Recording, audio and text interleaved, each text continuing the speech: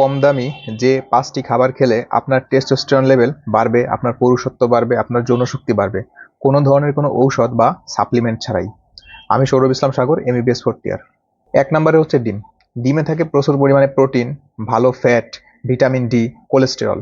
Vitamin D এবং cholesterol এইটা টেস্টোস্টেরনের মূল উপাদান হিসেবে কাজ করে। 2 নম্বরে হচ্ছে বাদাম। বাদামে থাকে প্রচুর পরিমাণে জিঙ্ক এবং আর্জিনিন নামক অ্যামাইনো অ্যাসিড। এই জিঙ্ক এবং আর্জিনিন টেস্টোস্টেরন তৈরির জন্য খুবই জরুরি। 3 নম্বরে হচ্ছে কাঁচা রসুন। রসুনে থাকে অ্যালিসিন, যেটা টেস্টোস্টেরন উৎপাদনে সাহায্য করে। 4 নম্বরে হচ্ছে ছোলা। ছোলায় থাকে প্রচুর পরিমাণে প্রোটিন, ম্যাগনেসিয়াম এবং জিঙ্ক, এবং এই জিঙ্ক টেস্টোস্টেরন উৎপাদনের ক্ষেত্রে মেইন হিরো হিসাবে কাজ করে। 5 নম্বরে হচ্ছে কলা।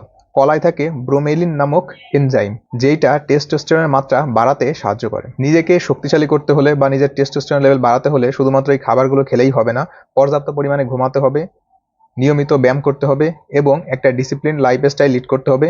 স্মোকিং, অ্যালকোহল অ্যাভয়েড করতে হবে। আপনার কোনো প্রশ্ন থাকলে কমেন্ট বক্সে জানাতে পারেন এবং আমার আইডিটা ফলো দিয়ে রাখবেন।